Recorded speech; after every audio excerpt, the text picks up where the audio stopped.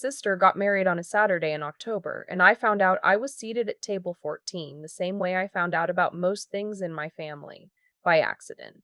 I had called my mother 3 weeks before the wedding to ask about the seating chart.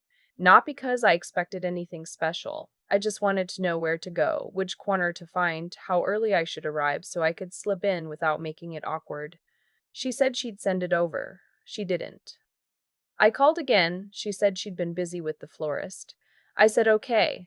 I always said okay. The chart arrived 2 days before the wedding as a forwarded email. My sister had sent it to my mother, and my mother had forwarded it to me without a note. Not even a, here you go. Just a forwarded email with a subject line that said, final seating. Do not change. I found my name near the bottom, table 14. The table description in the notes column said, near the side exit, catering access. I read that twice. Then I put my phone down and made a cup of coffee and stood at my kitchen window for a while. Let me back up. My sister is 3 years younger than me. She was always the one people talked about at family dinners. Not in a cruel way, just in a way that happens when someone is easy to be proud of. She was cheerful and pretty and got good grades without seeming like she tried. She played volleyball. She had a lot of friends. When she walked into a room, my mother's face changed in a way I noticed very early and filed away without knowing what to do with it. I was the one who read too much, the one who asked too many questions at the wrong times, the one who, at 14, told my uncle at Thanksgiving that his investment strategy was based on a misunderstanding of compound interest and was sent to eat in a kitchen. I don't say this to make myself sound wronged. I say it because it's the context, and without context, none of what happened at table 14 makes sense. I left for college at 17 on a partial scholarship to study architecture.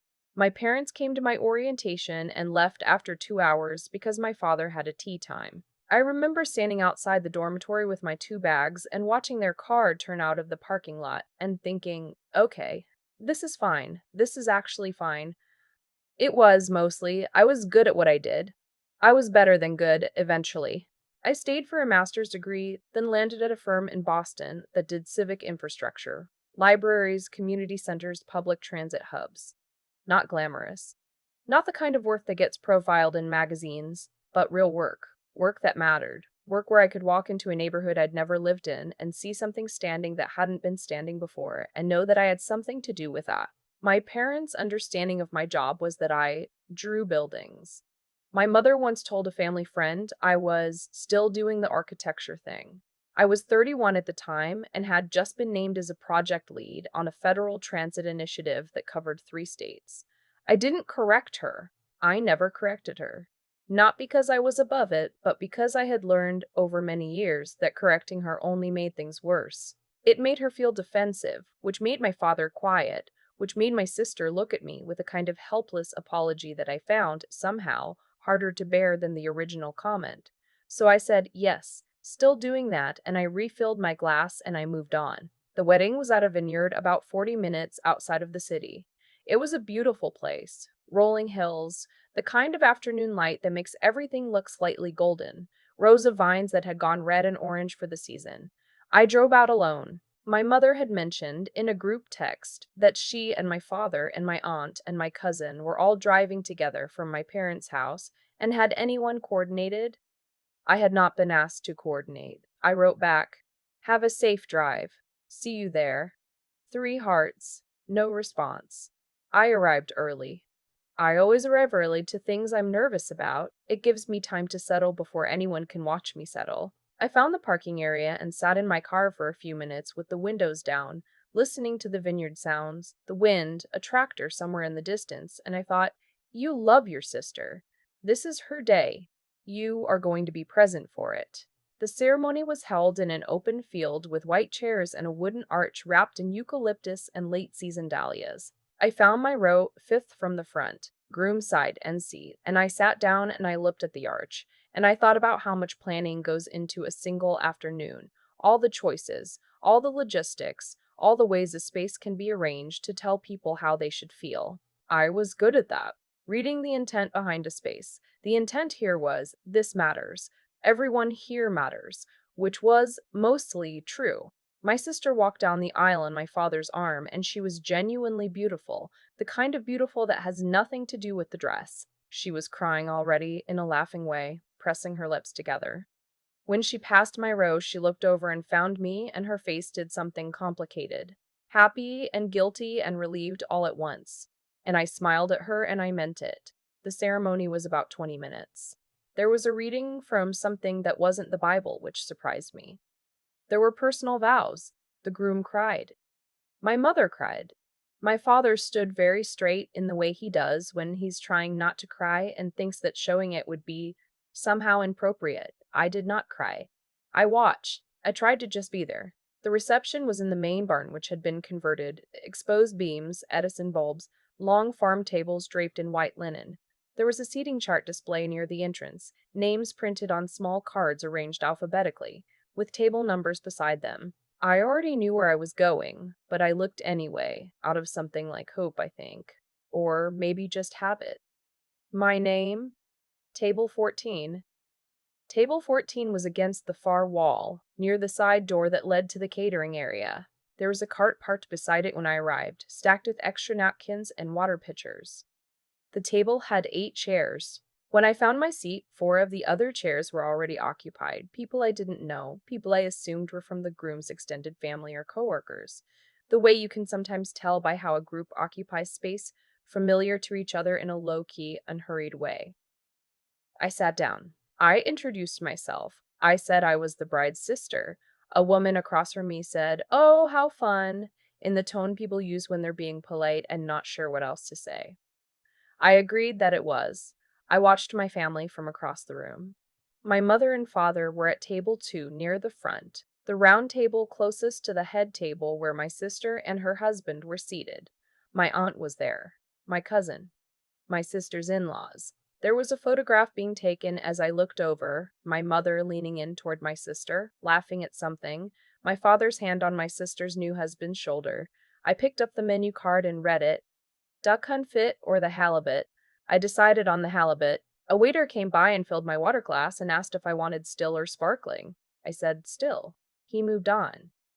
Normal. All of it normal.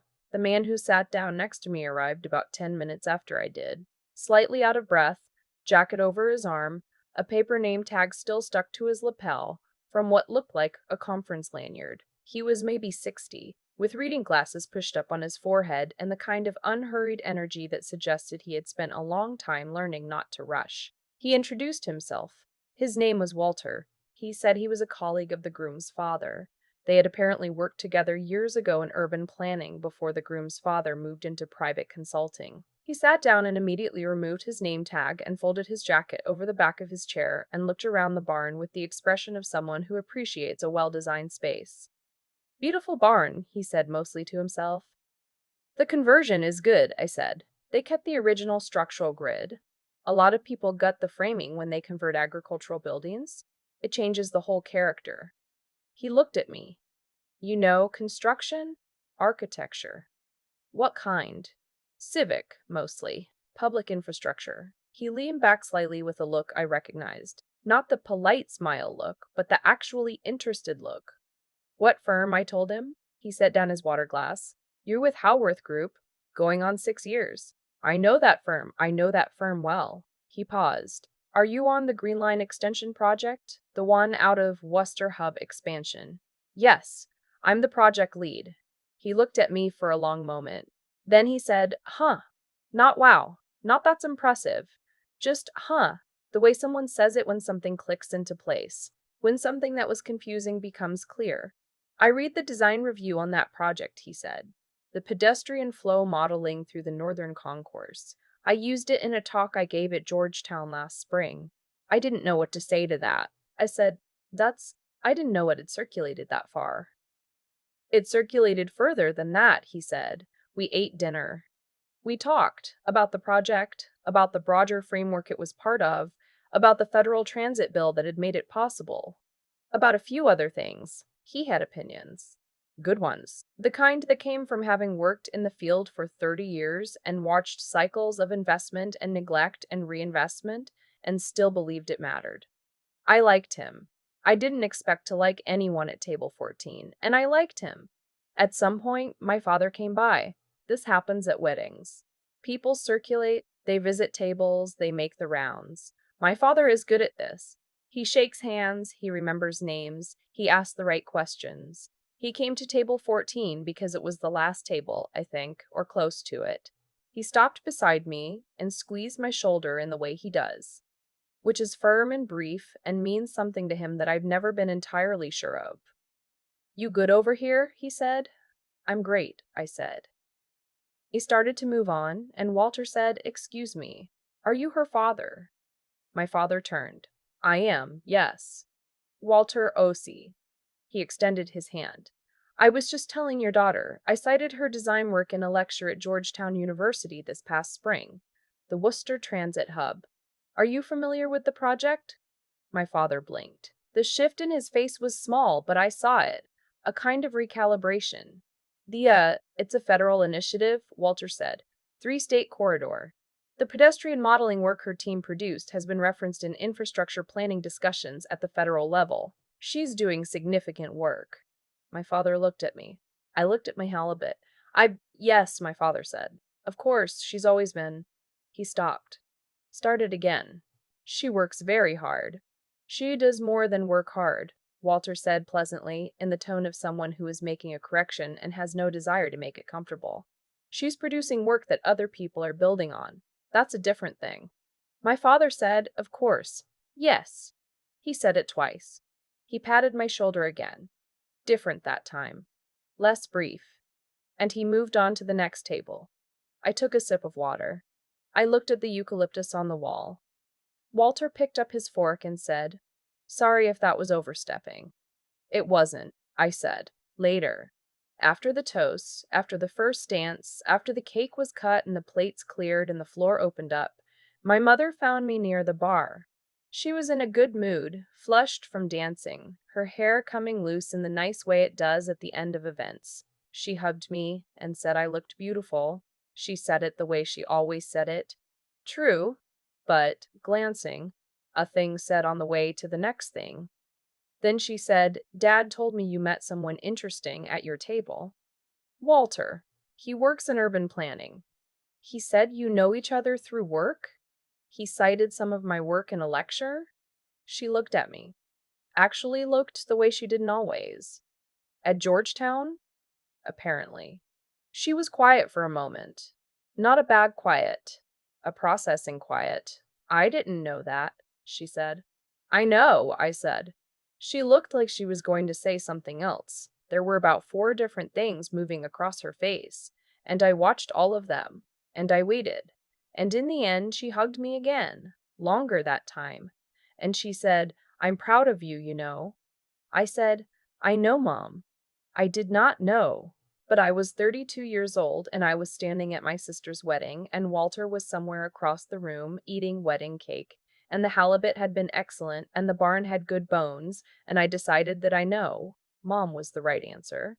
Not because it was true, because it was the answer that let me walk back onto the dance floor and be present for the rest of the night, which is what I had come to do. My sister found me near the end of the evening. The Edison bulbs had dimmed, someone had switched the playlist to slower songs, and half the guests had migrated outside to the fire pits the venue had set up along the hillside. She was still in her dress, but she'd taken her heels off and was carrying them in one hand, which is the detail I will remember the longest, I think. Her walking across the barn floor in bare feet at the end of her wedding, looking for me. Hey, she said. Hey, I said. She sat down beside me. We didn't say anything for a minute. Outside, through the side door that table 14 was so conveniently positioned near, I could see the fire pits burning, clusters of people standing with their drinks, the vineyard hills going dark in the distance. I should have fought harder for the seating chart, she said. It's your wedding. That's not an excuse. I looked at her. She was not looking at me.